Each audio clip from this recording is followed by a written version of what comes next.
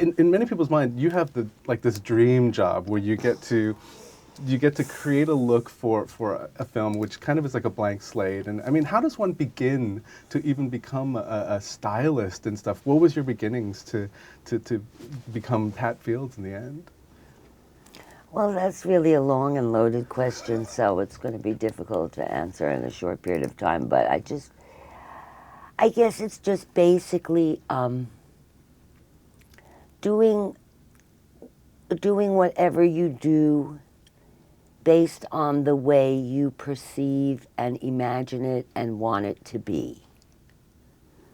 It holds true for my styling, it holds true for my home, it holds true for my friends.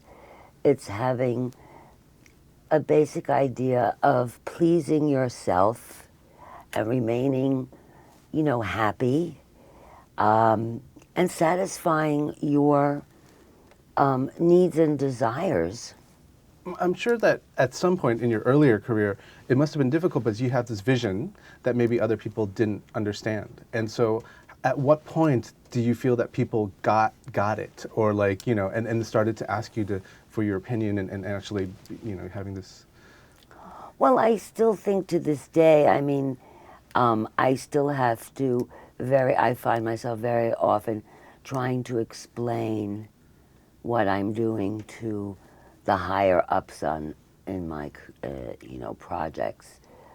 So it never did really reach a point where, oh, go right ahead, have a good time, because we know when you're having a happy time, you're going to make the most gorgeous stuff in the world.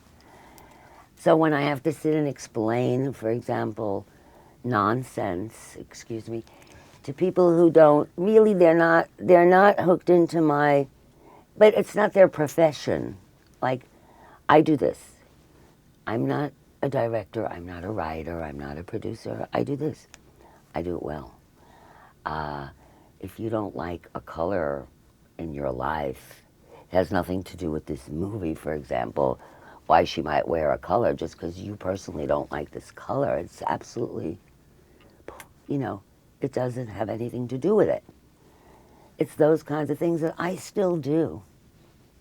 So it never did reach a point in my mind where I was like, oh, come and we just want your fabulous talent, la la la la. To work with Isla, what was your initial consultation No, like? working with Isla was perfect because Isla got it. Isla is an alive, intelligent professional. She's with it. She connects the dots. It's all good. She understood, where I was coming from. She understands fashion. So it was, believe me, it was nothing. It was great. It was nothing short of great. I know that you went to Asia to kind of source ideas Well, and stuff. I'm in and out of Japan all the time. It's kind of one of my second homes in a way. And I was out there and I knew when I was going to come back, I was going to start prepping this movie. I always shop there anyway. I love shopping there because it's so complete and so specific and it's so evolved. So, and plus Isla is tiny. She's the perfect Japanese size. When you're tiny, some designer clothes, Western designer, for example, it's not for tiny girls. There are some tiny girls who you could throw anything on and they're going to make it work. And she's one, but the clothes fit her better because she's petite.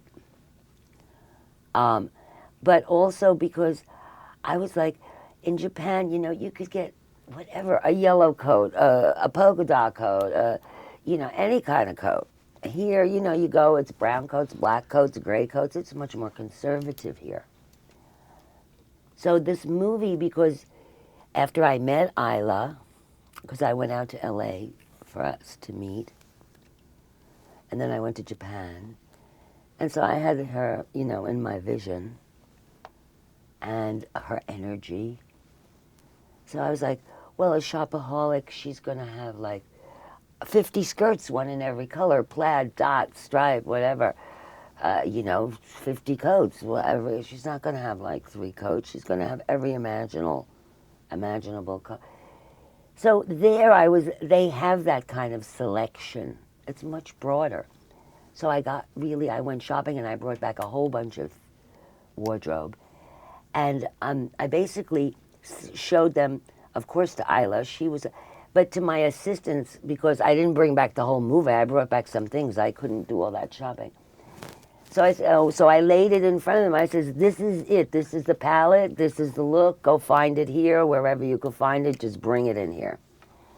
And so when we had our first fitting with Isla, it was a huge room full of colorful clothing of all kinds, because I thought, well, she's, a neurotic shopaholic, so how could you tell that in a story? Well, she would have every combination. She would have 50 belts. Her room would look like a closet with a bed in the middle.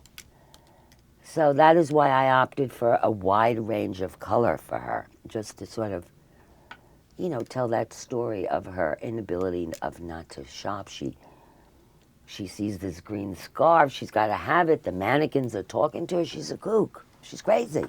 It's a lot of fun to watch on screen. Thank you very much. It's really nice talking to you.